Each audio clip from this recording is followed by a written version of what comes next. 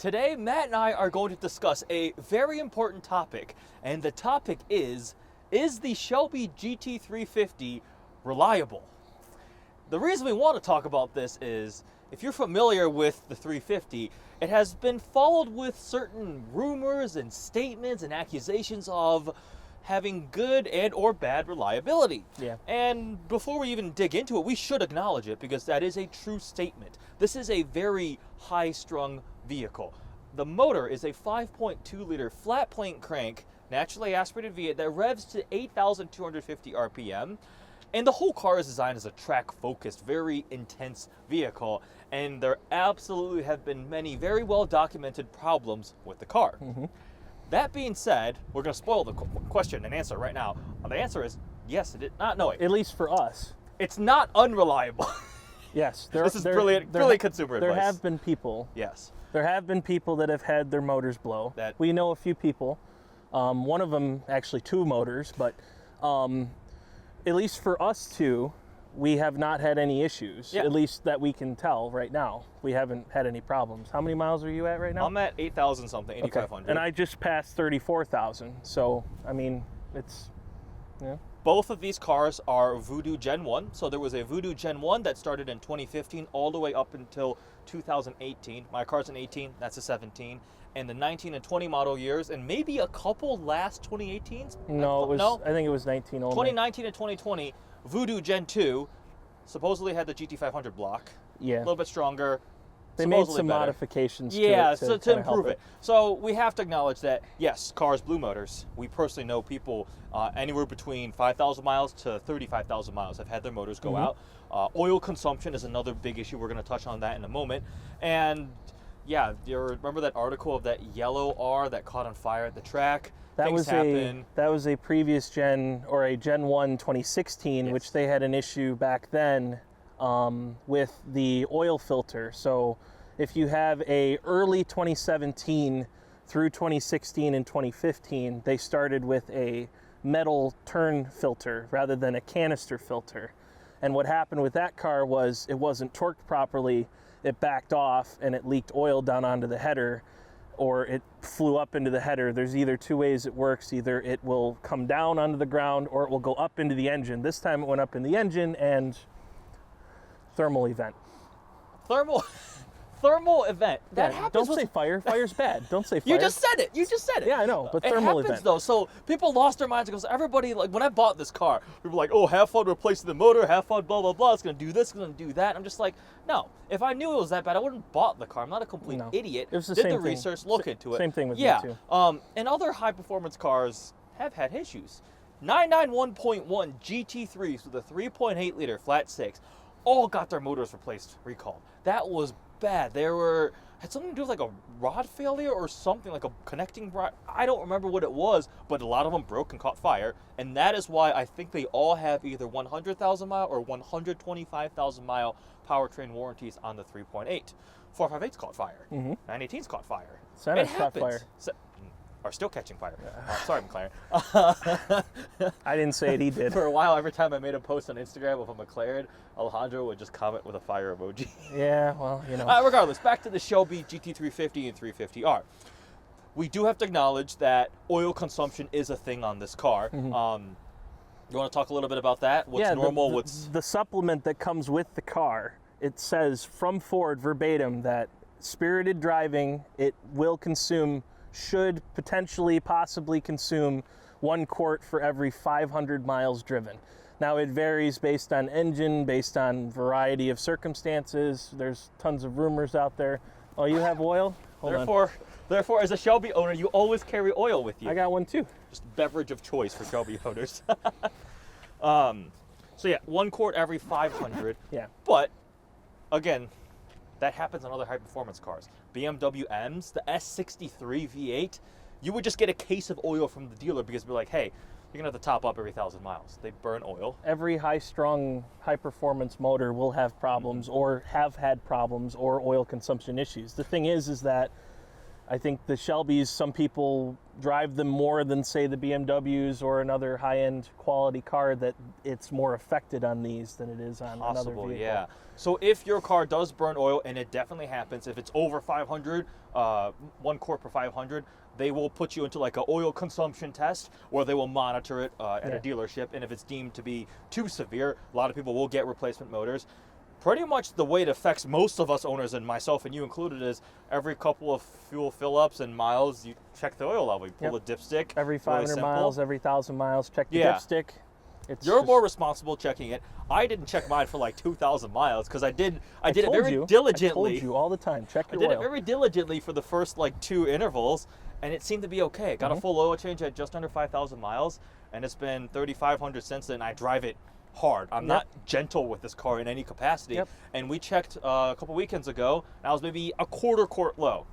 That's 2,500 miles. Yeah, I'm really okay. Good. So at that 5,000 mile oil change interval, it'll be good to go. And with me, I mostly do highway miles because I drive it to work and back, and then on the weekends I hoon it around and drive it really aggressive. But for me, I've been getting about 1 quart for every 1,500 to 2,000 miles. So mine does burn oil, but it's on the very low end. It's about a quarter of what Ford says. Side. Yeah. And so he touched on the oil consumption thing. If you do have a problem and you have a 350 and you think you're burning oil, you go to the dealer. The dealer will top you off with oil. They will say drive so many amount of miles.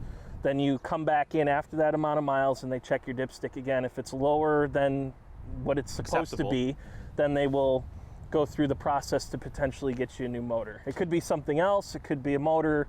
But if you're more than 500 miles in the quarter, whatever the case may be, then they will take the appropriate steps and get you what you need. So if we circle back to is the 350 reliable, I don't think this issue would make it It's not unreliable. It doesn't make it unreliable. Again, that happens. We touched on that, other cars. And the other big thing is the motor going bad. That sounds like it's like the motor expires. It ceases to function. To function properly. It definitely has happened, and you always see the extremes, right? People either, my car's perfect after 35,000 miles, or my car blew its motor after 5,000 miles. Right, on forums, you're not going to see all of the people that are having happy times. You're going to see the guy that's upset or the woman that's upset and says, my car blew up, what do I do? So all you see on media would be mostly negative things. We know people that have had it done, and other people that have 80,000 miles or have only tracked their car. Like I know a guy who had 12,000 to 15,000 miles, and it was only track miles, and he beats the heck out of his car, and it's fine. So there's that statement there too. Let's see, what was the other thing to touch on? Overall, the rest of the car, though, is... It's a Mustang. It's a Mustang. It's normal. Stuff. You have over 35,000 miles on the car. 34,000. Anything else I can't talk today. Has anything else gone wrong? I've had some seat issues, but the seats didn't fold back, but it wasn't like... Lever. There's a lever in the center that you lift the seat forward to reach stuff and back. Both those were broken from the factory. I didn't really care about it until I bought my new warranty, and then when I bought my new warranty, which we'll touch on in a second for extended warranties, but I decided that I was paying for the replacement of it, so I might as well get them fixed. But other than that, I haven't really had any problems. I had an AC line go out, but it was just loose, and they had to tighten it up and fill it back up. But that's normal stuff. Like any other car would have that issue, or any other car could have seat issues or electrical issues or anything. It's just it gets with the it's.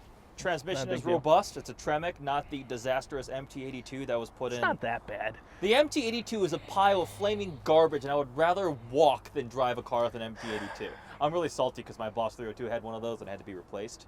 That's the other thing. That had a NHTSA investigation. That transmission was causing that is unreliable. Because literally, the National Highway Transportation Safety Association, or whatever the heck that group is called, did an investigation. And I think there was a lawsuit. I don't know what happened with that. These cars didn't have any of that, so no, it has you the could Tremec say, in them. Yeah, I mean, this is solid. But yes, extended warranty. We should talk about that. Yep. Both of us have extended warranties on the cars, and that's not because we think it's not reliable. It's just peace of mind. It's peace of mind. It's a safety thing. It is a high-strung motor. Things do happen. If I bought a brand new GT500, I'd probably do the same exact thing. Because, let's just say something happens. You don't want to have to pay for a And a lot of dealers motor. also offer that sometimes when you purchase a new vehicle. Yeah. Or the previous owner, if they had it on it, they can transfer it to you. That's one of the benefits of it. 7 years, 36,000 miles. I have 8 years, 75,000 miles, and the way that I was going to say, the way that they do extended warranties is from the day you purchase the vehicle. So if you buy an 8-year warranty and the car already comes with a 3-year 36,000 mile bumper to bumper, you're only paying for that additional 5 years and whatever additional miles you wanted to put on it. Yeah. So I got an 8-year 75,000 mile warranty. Yours was 3 years. It was 3 extra years. Yeah, 7 total. Yeah, no. 7 total. 7 total. Yeah. Math. 36,000 miles. Can't do math. Yeah, something like that. Yeah. It's covered. Am I worried? Not at all. No. Do the oil changes. Check your oil levels. Make sure you're putting premium fuel in the vehicle and drive. Well, make sure it's warmed up too. I don't start revving it out or anything until it's at least 170 oil temperature. Yeah. And supposedly you're not supposed to get the last above 8,000 until it's like 200 degrees. Yeah, there's a safety feature in it that it limits your red line for, I think, until like 150 or 160 or something like that. I can't remember. You don't want to just cold start and sit there revving it, but that's true of any performance engine. Right. But we're kind of wandering on various topics, but to answer the question again, is the Shelby GT350 reliable? Compared to a Camry? No. But this is a Voodoo. It's not a Camry. It's not that type of vehicle. It's not that type of design. Compared to maybe a LS motored Corvette or Camaro, it'll probably have a slightly higher failure rate, but it's a much more unique and high-strung type of thing. But I wouldn't ever tell anybody that the car is unreliable, don't buy one, because, I mean, I bought one, you bought one 34,000 miles later, it's been great. Yep. To answer that question again, yeah. Is it... The correct answer to the question is, it's not unreliable. This does sound like we just spent 10 minutes justifying why we bought these two cars. Some Camaro fanboys can be like, yeah, you're stupid Mustang. Hey, but, I mean, you took a while to get it, and I've been pestering you for years. You finally got one, and I think you have no regrets. No, not at all. I've had no regrets. I've met you through this car. Yes. I've had this car over 3 years. I love it. I've met so many friends through it, and this community with Mustangs and Shelbys is actually very nice to be a part of. Yeah. A lot of good owners, a lot of good information, a lot of events. I mean, there's no really negative to it unless, you know, maybe in a couple months, if anything does happen, we'll have don't say that. Don't say I that. didn't say it. No, in a couple months, it'll be sitting in a garage in storage. Yeah, thank God. Boosting, too. We should talk about that. There are people who Pro-Charge, Whipple, Supercharge, Twin Turbo. Twin Turbo would be fun. Those are pretty cool. Fat House Fab's got a good kit for them. You got to be even more careful when you do that. There's a reason why the GT500 went to a cross-plane crank motor and strengthened a variety of different things. I think it's reliable enough that for the specialness of it, the way this thing puts a smile on my face, it's worth it. Absolutely worth it. And as long as you take care of it properly, just like that's an example, there are plenty of cars with 50,000 miles out there, 25, 30,000 miles, not a problem. If you are looking for one, the later on cars did bring improvements, but that's normal through any car's life cycle. Manufacturer continue to make mild changes to it. Yep. Voodoo Gen 2 allegedly is better, but I've also seen people have dropping a valve or weird things happen there. Take all the horror stories with a grain of salt. Do your research. Join the Facebook groups, the forums. There's valuable resources out there. Sometimes the people who said, my motor blew after 2,500 miles. Well, maybe you were redlining it when it was cold and you never did an oil change. Well, it's just do the proper maintenance, do the proper research, and if you want the car, you shouldn't be worried about it. If it happens, it happens. You get the warranty. You do what you need to do to make yourself happy enough that you're able to get the car. There should be no regret when you get something like this because it's fun. Yeah. Yes, and just have quarts of oil in the trunk at all times. Otherwise, if you have any questions, definitely reach out to myself or Matt, Instagram, send me an email. I did a lot of research looking into this car before I bought it. Makes me very, very happy when I drive it. And with that, we'll end this. Is the GT350 reliable? We'll have a couple more weeks left of fun time with the cars. It's cold today. Sad. Leaves are changing color. Anyways, we're randomly now. Thanks for watching. Goodbye. Subscribe. Do that thing too. Yeah. Thanks.